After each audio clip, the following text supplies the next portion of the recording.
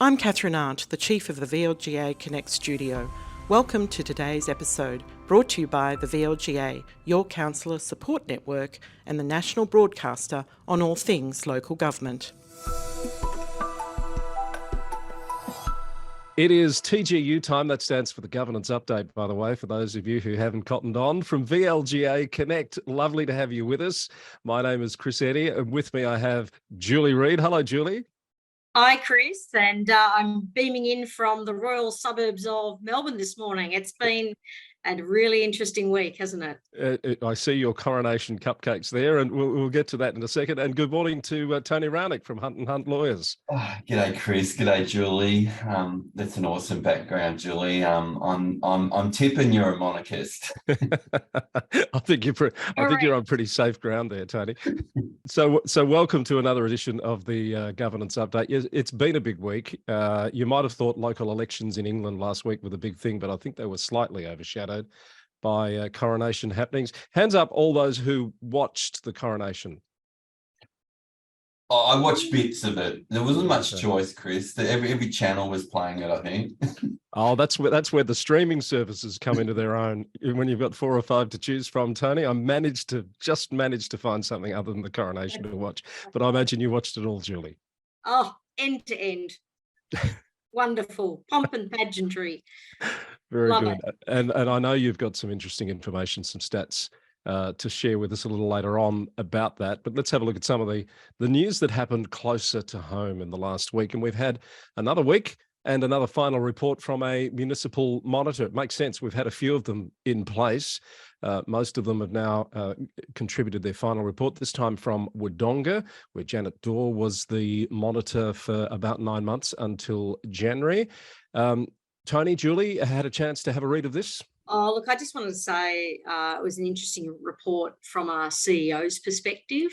I honed in on that, obviously being an ex-CEO, and was really interested in the comments by the monitor, Janet Dorr, around the CEO not being protected under occupational health and safety, which we know has been an ongoing issue for CEOs. And she's made some really strong recommendations in the report, and also wanting stronger authority in the council chamber for mayors and CEOs with clearer powers over behaviour and conduct, code of conduct issues, which was a really interesting set of comments from Janet Dorr, and I'm sure the CEOs are mulling over that at the moment and considering how that potentially might change, or hopefully there could be some change in the future. What jumped out at you, if anything, Tony? So I think it was pretty unique sort of set of circumstances going on in Wodonga. We had the CEO, Mark Dixon, resign, and we had 2 councillors resign. One, I think, due to ill health, but certainly at least one councillor had said, cited sort of inappropriate behaviours in the chamber. That was Kat Bennett. Yeah, and there were multiple, I think, allegations going around about conflicts of interest and such, and certainly that's something the monitors commented on, as that sort of pervading sense of concerns about conflict of interest amongst officers in the councillor group. I certainly agree that if I can use that phrase, the tail wagging the dog, we don't want to see the minority group of councillors, taking up so much of the attention of the council, the operations of the council, and having perhaps some stronger powers, stronger authority residing in either the mayor or the CEO in terms of how those council meetings are conducted may sort of shift some of that focus away sometimes from that minority group that can sometimes suck the oxygen out of the room. So I certainly agree with that. I know that it seems that with an experienced CEO having come in Matt Hyde, who's got considerable experience in New South Wales and Queensland, has been a CEO in New South Wales. It does seem that that's had a significant impact on the operation of the council. What's unusual here is I think that there's a councillor who's who's a long-term officer and a planning officer of having been a planning officer of the council, and some of the comments that coming through the monitors report talk about, you know, some sort of challenges to officer advice as it's being given in briefings, and it's led to, you know, lots of occasions where the council had needed to go to independent sources to basically clarify interpretations of policy and legislation. So fairly unique situation there. It's often interesting, isn't it, when you've got a former officer Yes. that ends up as a councillor. I can think of 2 or 3 other examples around the state that don't always augur well for calm waters in the chamber, do they? Correct. Particularly when there's a, you know, a voice that might be, you know, challenging, you know, the incumbent officer's opinions and bringing their prior experience to the table on that. So yeah, I certainly note the comments about CEOs and their occupational health and safety clearly being a relevant matter for the sector and for councillors, and that, you know, often these people who are hired under contracts and on higher income aren't protected by the same, you know, certainly don't have the same similar employment law protections that most of the community get. But I don't know that would, you know, that anything coming out of this report would have made the former CEO, Mr. Dixon, any happier. No. I don't think there's any solution that's come out. Or I suspect the councillor that resigned as well, as I did have a at-length conversation with Kat on the Local Government News Roundup last year. Subscribers can still access that episode. A couple of notes I wanted to make here, and certainly agree with Julie's characterisation that it's, you know, there's a very strong theme about that protection of the CEO role in a political environment. I think she talks about trying to help CEOs and senior executives moderate or challenge councillor behaviours in the moment while protecting their existence, basically, because, you know, they're dealing with their employer in that environment as well. And I note that the minister has referred those recommendations to Local Government Victoria for consideration in the, I think she describes it as the ongoing work that they are doing with Victorian councils. You talk about the conflicts of interest issues. The monitor notes that there was no new or relevant evidence provided to substantiate. So there were allegations that weren't supported, and sometimes they take on a life of their own, don't they? People believe something, but they don't necessarily have the evidence to back it up. So that's a concern, Tony? Yeah, definitely. And I consistently say that, you know, if people have concerns that someone else has a conflict of interest, you know, the place to air that is either in a private conversation with that other individual, or, you know, go off and report it confidentially to the local government inspectorate. Making public allegations is really, you know, fraught with risks around defamation and such, unless you're really confident that you've got the evidence that proves it. The other issue that came up in the report is this delicate balance between sort of the contractual arrangements and dismissal. And what Janet talks about in there, which is rightly so, is that councillors as a council body can dismiss without reason a CEO. And we saw that happen down at Warrnambool. And we also saw it challenged successfully, didn't we, on the basis of the process? That's right. Yeah. However, even though the challenge was successful, he came back in, and then when the contract was up for renewal, it was like, well, thank you very much, we're going to advertise the position. Yeah. So, you know, it's a delicate balance, as she's saying, and it is really fraught because there's no reasons. So not only is there no reasons required to be given, but there's no OHS coverage. So you know, that's not a very attractive proposition for someone to walk into.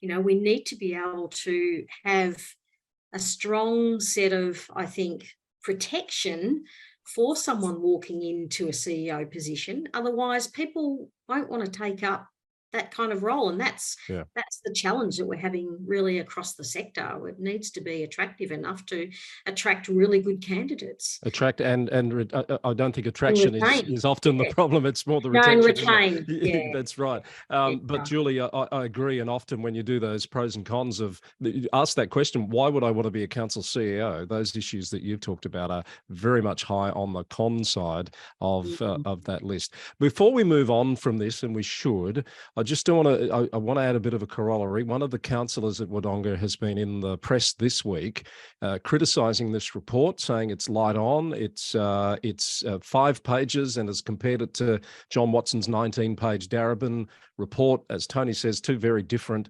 situations. So I'm not sure you can make those comparisons. But this is one of the former mayors, has equated it to what it's cost the ratepayers to produce this 5-page report.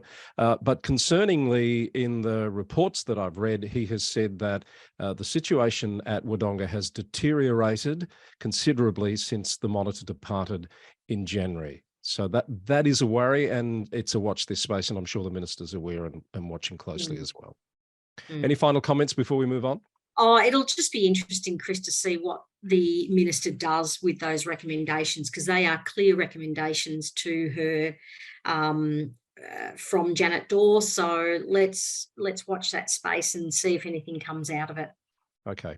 I think there's some things in there that, we can't, they're really observations to me that you can't fix. Like to say that, there's a challenge for, in a ward-based council, for councillors to then be dealing with council-wide issues, and the government need to step in and give clarity. Well, there's clarity in the legislation already. The local government says each councillor's got to look at the best interests of the municipality as a whole. Nothing's going to change that tension around wards unless you get rid of wards. So I actually don't think that observation helps. Is useful. Is useful. Okay. And while I think of it, I know we were going to get off this. And another interesting one is recommendations around making it possible for monitors while in the chamber to be called on for governance-related advice. I would have thought, Tony or Julie, that was a matter for a council's governance rules, whether there's capacity to take advice from a third party in the chamber under those circumstances. Yeah. Well, there would be that tension, and the monitor there to monitor, observe, write a report and recommend, or is the monitor there to get in to the cut and thrust of what's happening at the time. And I appreciate that there's probably some pertinent comments monitors could make at particular times, whether they're best made perhaps after the meeting. These were my observations, councillors, team, is perhaps another way it could have been done. I guess the clue's in the name, isn't it? A monitor, not an advisor. Yeah, that's true, Chris. I think it all comes down probably to the terms of reference of what the minister has assigned for that monitor to do. So I think they need to work very tightly within that terms of reference. We'll draw a line under that. There'll be a link to the report in the show notes if you'd like to dig a bit deeper. So that's the end of the Wodonga Municipal Monitor's term.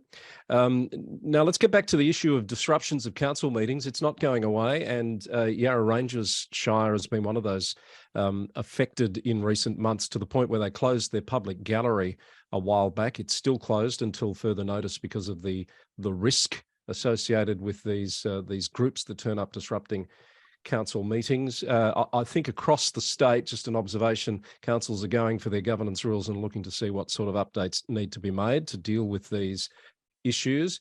Yarra Ranges has passed a motion this week, which would be a late motion to go to State Council of MAV, which is next Friday, calling on the MAV and the state government to take some action on these issues. What do you make of that, Tony? Yeah. Look, I think, as you say, it's that response to those, recent disruptions by certain members of the public, really across the sector. And Yarra Ranges, basically their proposed motion calls on the state government to, work with the sector bring in some sort of statewide measures that will support councils in, managing disruptive behaviour. I don't believe the motion has any specific controls that they're suggesting be brought in. They're just asking for support from the state government. But I think it's a good motion. I think it will have the support of the sector generally. We do want a coordinated, sector-wide response to these challenges. It caused me to wonder, what are the relevant offences? I know that, when we see Parliament disrupted, it does seem that I think there may even be a particular offence around disrupting the operation of a state or the Commonwealth Parliament. Do we actually need a specific offence that says, certainly people can come and ask questions and protest, but to be so audible that, it disrupts the proceedings, to make people feel unsafe. Maybe we need a particular criminal rather than a civil offence that might cut through. I don't know. Yeah, I don't mind that idea. I think there's two issues here. It's about the health and safety of people within the room, the councillors as well as the staff. Nobody should be subjected to shouting and screaming and the type of behaviour that's going on in the chamber.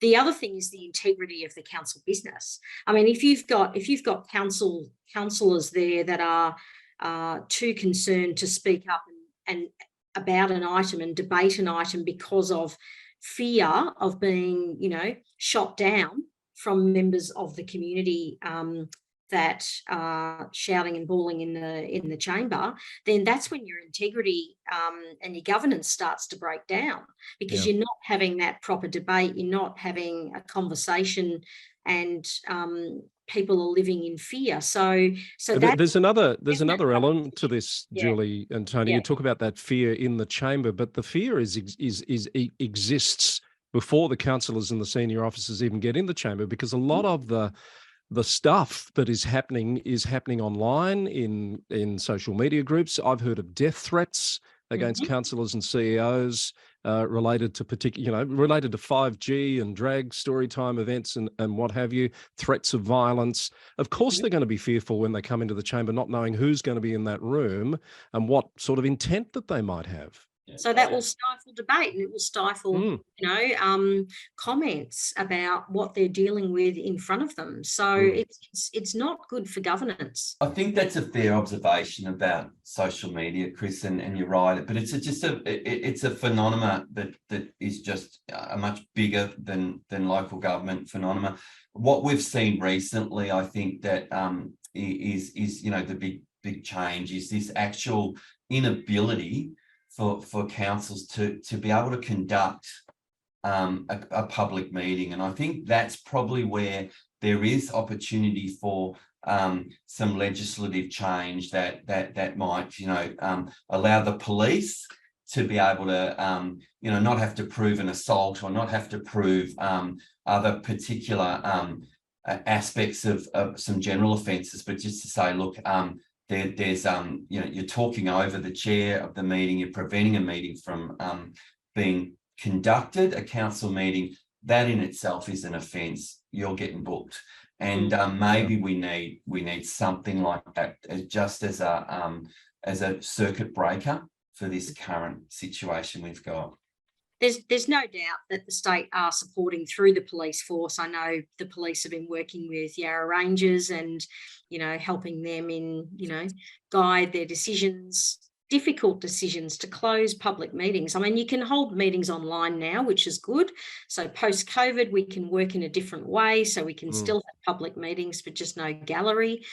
That's a much safer space. Maybe we'll find ourselves more in that space into the future. I don't know, but I think it's good to recognise that there's already a bit of support there through the Victoria Police.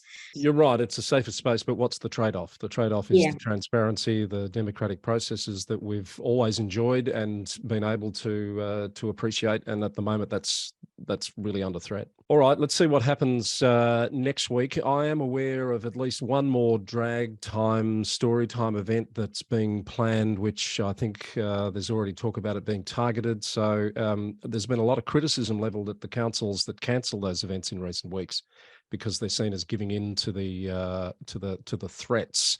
Be interesting to see what happens with the next example. I don't know what the answer is. It's a tough one. Yeah, and I think that it's interesting. I think the libraries are having a major conference at the moment, and there could be some discussion in library land around what is our role as libraries. Should we be running these kind of sessions because of the risks and the impacts on the staff? So let's hope that it doesn't impact so much that they don't have that kind of offering for the community. I think the interesting thing in all of this is we've got to look at it from the perspective of the child and not the perspective of the adult, is always my thought in these kind of things. But look, library people will be no doubt discussing this in their library conference that's currently away. All right. Thanks for your insights on that. Let's have a look at a couple of other stories that are doing the rounds. A little bit more out of Greater Geelong this week. The organisation restructure there has now been finalised and put in place, which has led to, I think the final number's 19 redundancies. Tony and I have talked about this before. The local MP, Christine Cousins, really is not a fan of the council at the moment, and she's taken another swipe this week at the finalisation of that restructure while there's no permanent CEO in place. But we've had a significant period of time of an acting CEO. What is an organisation supposed to do? Just sit on its heels while these upper processes run their course? Yeah, I agree with you, Chris, your observation there. I think that this decision, this restructure, according to the council announcement, follows a 2.5-year review process. I find some irony in the consistent messages from the current state government about councils getting their financial houses in order, and then local MPs from the same government criticising measures to do just that. And we've seen that in Yarra with the waste levy. We've seen it in Darebin. We've seen it now we're seeing it in Geelong again, where clearly there's a financial issue in the city of Greater Geelong. Clearly the current administration is attempting to do something about that. And has a responsibility, Tony, to do something about that. Exactly. Their responsibility is no less just because there's no permanency at the top of the organisation. And if you want to bring that element of democracy in, the majority of the council clearly are supportive of this as well, because the mayor's come out with a statement. Is Trevor Sullivan? Yeah, Trevor Sullivan's the mayor at Geelong. He's come out with a supportive statement. So I just think this having a cheap kick. There's a removal of some services. Well, clearly cuts tend to do an element of that. What the acting CEO, Karina Filan, has said is that this is about returning the council more towards some of the core services the community expects. But yeah, it's essentially seeking to solve a financial conundrum that council faces at the moment. Yeah. In terms of its budget being, in deficit. Thoughts, Julie? Yeah, and I would agree that there is pressure from the state government for councils to be financially sustainable. The government have talked about councils again, sharing services to try and create some efficiencies. Now, sometimes sharing services could result in potentially loss of staff, but there are some really good examples out there of where shared services has meant that staff could be redeployed elsewhere within the organisation into different services. So that's a really good model as well. But you can't have your cake and eat it too. Sorry, I have to use that pun because I've got With your cupcakes behind me. cupcakes behind you. Well, we can't eat, you've got those and we can't eat them anyway, Julie. I know. But, I agree with you in the sense that the acting CEO has to get on with the job, has to be able to adhere to what is the workforce plan going forward, and make tough decisions, even if you are an acting CEO, about whether or not you are going to get out of services, or whether you and what impact that's going to have on staffing. So it's just business as usual, I see it.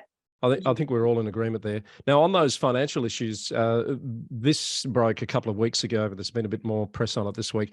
As part of its budget deliberations, Geelong has decided to withdraw from the G21 alliance. When I saw that, I thought this has got to be the end of G21 when this kicks in next year, because they are the biggest funder at, I believe, at $500,000 per annum. G21 have come out this week and said that they are going to continue their work without input from Greater Geelong. I think the Mayor and the acting CEO have resigned from the board already. That's a big move to make, but in light of those financial challenges, Tony, we've been talking about, it's, I guess, understandable that that's one of the things that the councillors felt had to go.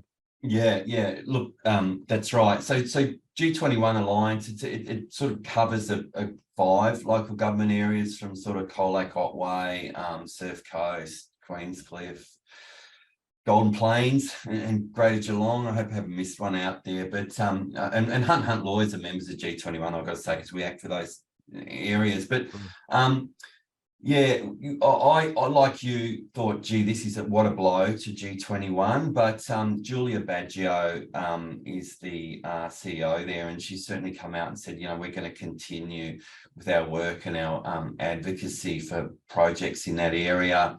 It as you say, it'll be a case for, probably for G21 to put up its arguments to the council as they approach the new, budget cycles in future years. Probably engaging with the permanent CEO when they're appointed as well, in terms of selling the case for what G21 do and whether there's real value in that for the residents of Greater Geelong. I guess they've got 12 months to work on turning it around, don't they? But at the moment, it's a real what's the word? A dark cloud hanging over them. All right, so those have been making news this week. Hobson's Bay, my former council, has been in the news this week over public toilets. It's been a stoush over a strategy which, as I understand it, was looking to not convert public toilets to gender-neutral toilets, but provide additional gender-neutral toilets in certain locations. This is a bit like some of the issues that have caused disruptions at council meetings in other places recently. Julie, public toilets probably wasn't one of those issues we expected to come to the fore. It's interesting. I can't believe we're talking about public toilets now. But well, they're an important service that. Well, they are, and these are the sort of the issues that you think are sort of a micro, and they blow out of proportion. And these issues then paint a picture of local government maybe in a light that we don't necessarily want. But it divides the community as well. These types of issues, and I suppose that's why they get news. And but I think that there is no doubt that local government has to be modern and has to respond to the needs of the community. And it clearly says it in the Local Government Act about how you need to provide access to all needs, and this is one of those things where the council is being modern and responding to the demands and the needs of the changing community. So I do not have a problem at all with what they're trying to do, and good on them, I would say, for trying something that they know is probably going to be a little bit, sensitive potentially, and it's probably gone way outside of what they maybe anticipated. Yeah. With the help, I gather, of one councillor who's made some comments in the chamber which have been challenged by others, and the veracity of those statements is being questioned. Tony, the issue, always looking for the governance process issue here that jumps out, and we've seen this before, is the petition that's triggered this debate, this issue, with 1,000 or more signatures. But it seems like half or so of those signatures haven't even been people in Australia. They're not local people. Yeah. It's an organised campaign. But petitions often are, and I've got to say, and often you'll have that element of people signing petitions and with fake names and that sort of stuff. I don't know, I've got a different view here. I think the point the councillor raised is that that some women would feel concerned for their safety about using the unisex toilets, and I don't doubt that that's true for some people in the community. Now, so I think it's a fair thing for her to say. The councillor, I think, has condemned any elements of prejudice or violence, and there may be other people trying to jump on a bandwagon here, support something else. I think what the councillor said is that we're going to build a new facility with 3 or more cubicles, then there should be a women's only toilet. And I can see the challenges for councils here, but I don't doubt that there are some women in the community that would have a concern about that. When I read this, I thought of it in the dad of daughters, and I've got 4 daughters. Eldest is nearly 30, but I remember the dilemma I would have in that when they were 2 years old, I'd take them into the men's toilets, and the little 2-year-old girl would say, "Daddy, why am I in the boys' toilets?" And it was because, I don't want you to go in the toilet by yourself. So at least it solves that problem for me, next toilet. But I also understand there are, if we want to talk about representing the community's views, there are groups in the community, certain cultures and all that this would be quite problematic for them to go into a toilet that that were both that males and females were both using. So I think it's a valid thing to consider and raise, but it's a challenge for councils to work out, how do we build these facilities in a way that is efficient, that caters for a broader group in the community as well. You've excellent points, Tony, and you've sort of hit the nail on the head in terms of the dilemma here for councillors to wade through some of these issues, some of these modern day societal issues.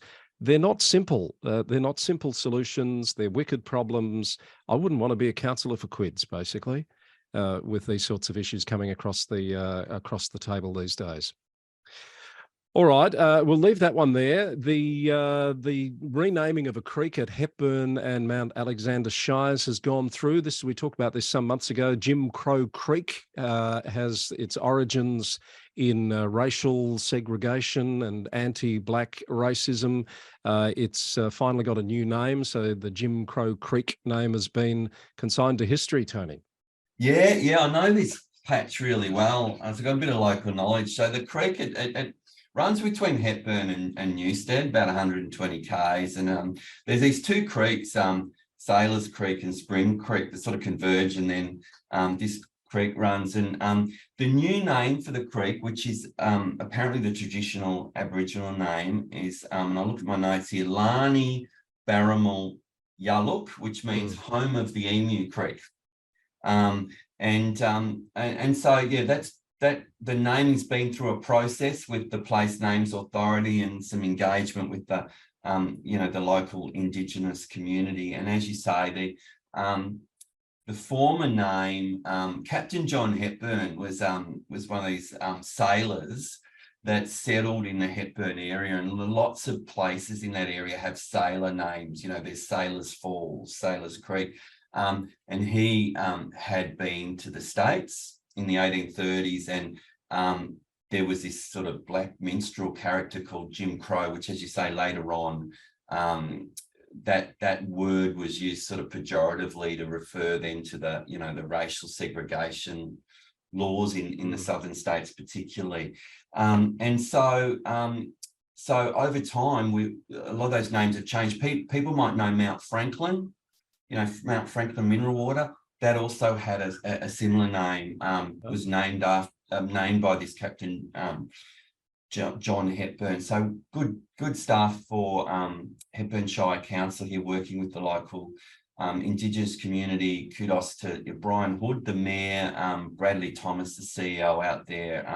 Call out to them. It seems to be come to a really good result. And we'll see the signs for Lani, Barramal, Yaluk going up next time I'm up there. Home of the emu. Interesting, this one, Chris, because it's taken Dja Dja Wurrung leaders more than a decade to get this change through. So it just goes to show that advocacy from community groups, from Indigenous groups, and I know that advocacy that a lot of councils do takes a long time to enact change, but a great news story of change, and I agree, great support from Hepburn Shire to get that happening. Well done. A couple of other quick notes before we wrap up. You wanted to say a couple of things about the federal budget, Julie, that exciting event that happened earlier this week.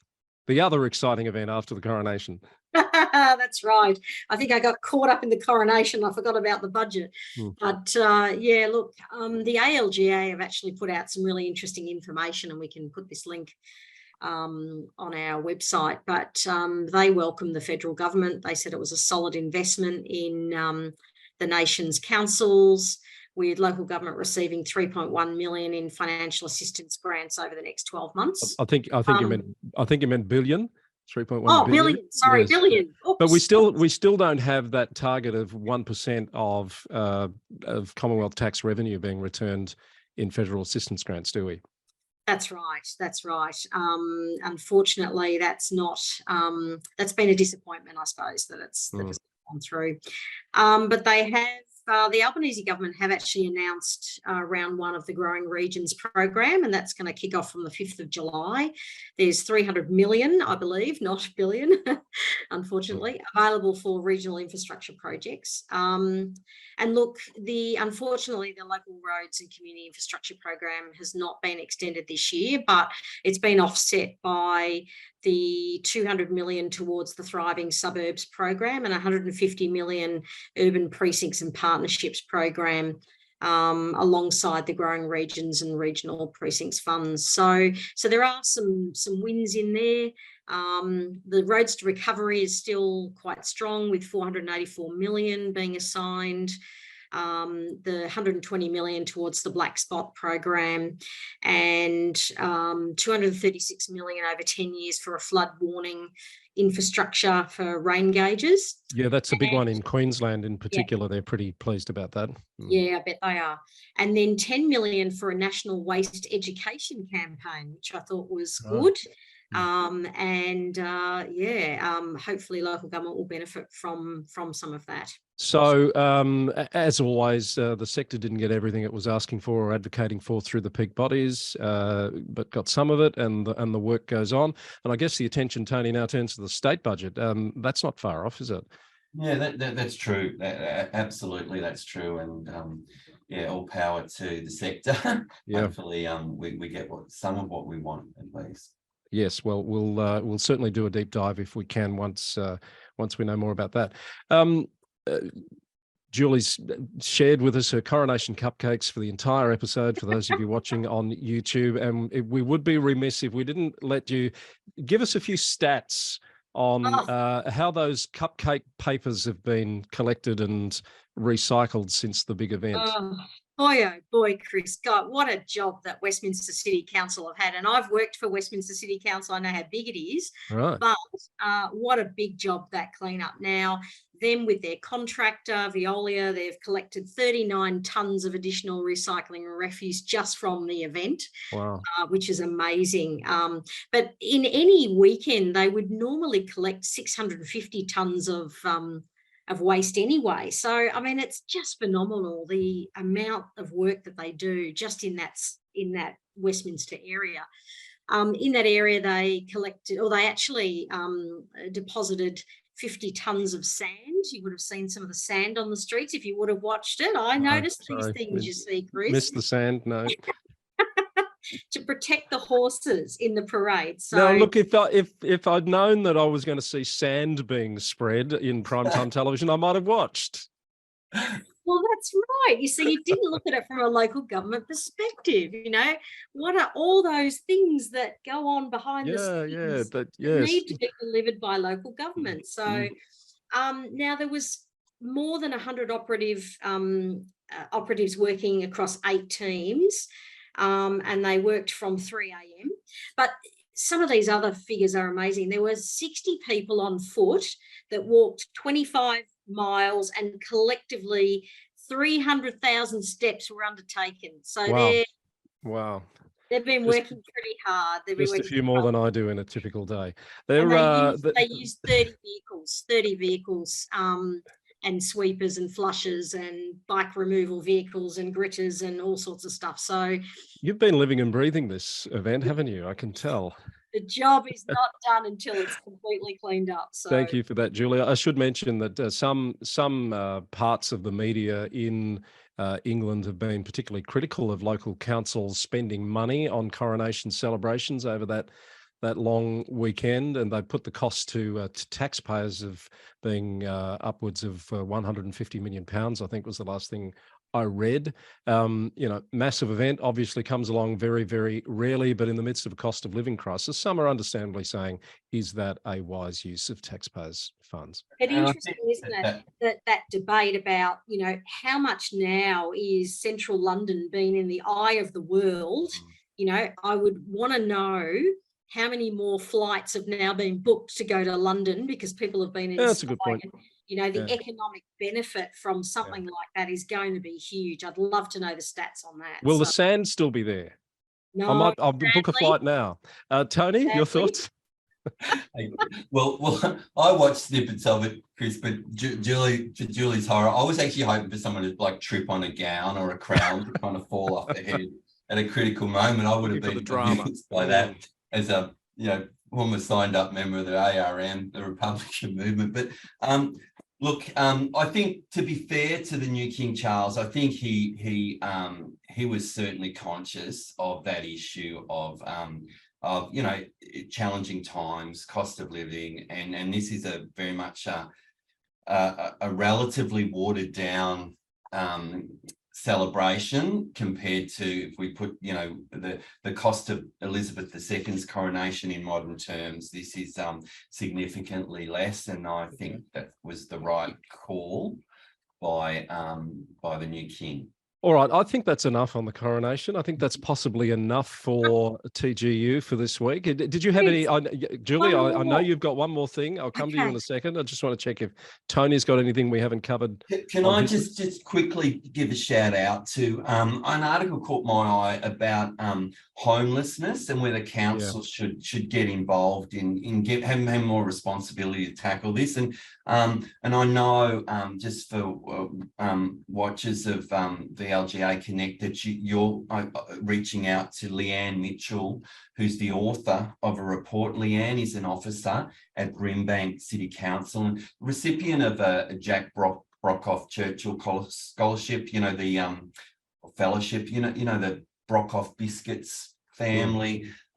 She used that to investigate local government responses to homelessness in Canada, US of A and UK, I think, and has come out with a range of suggestions about councils being, best placed, eyes, feet on the ground in the community, have some great connections, best placed potentially to deal with this homelessness issue. And I think cited, or at least the report I saw on ABC News from Monty Jacker, the reporter, was that there has been a program with Wagga Wagga City Council where they've combined with Charles Sturt University and put social worker students, embedded them in libraries.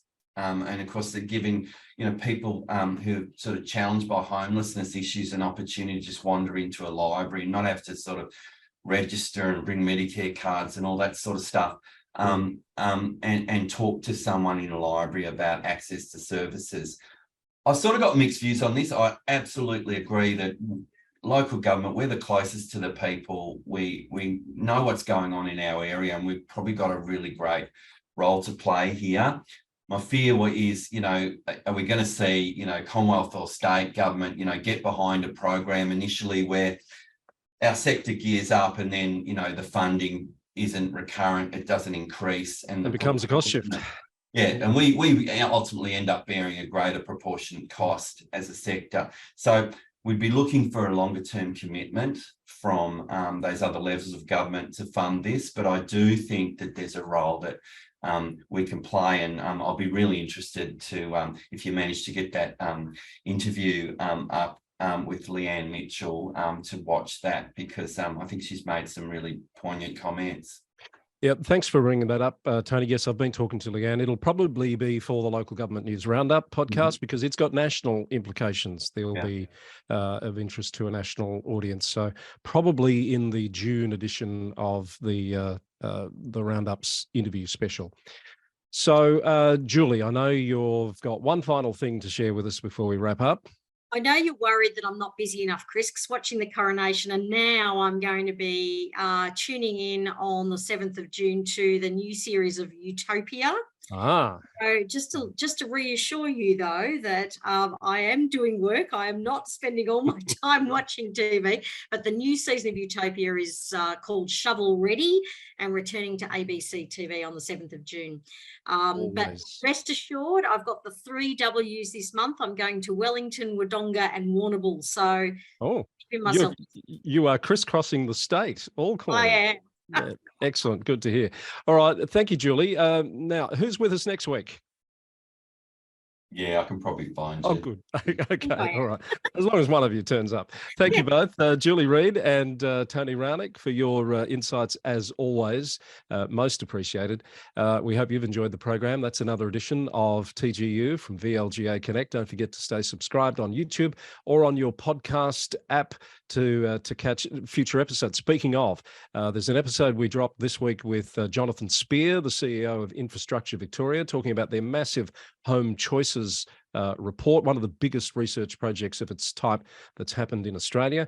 And next week on our Local Leaders series, we meet the new CEO of Northern Grampians Shire Council, Brent McAllister. So look out for that as well. But just to say thank you to Hunt & Hunt Lawyers, sponsors of TGU once more. Thank you for watching, and we'll see you again soon.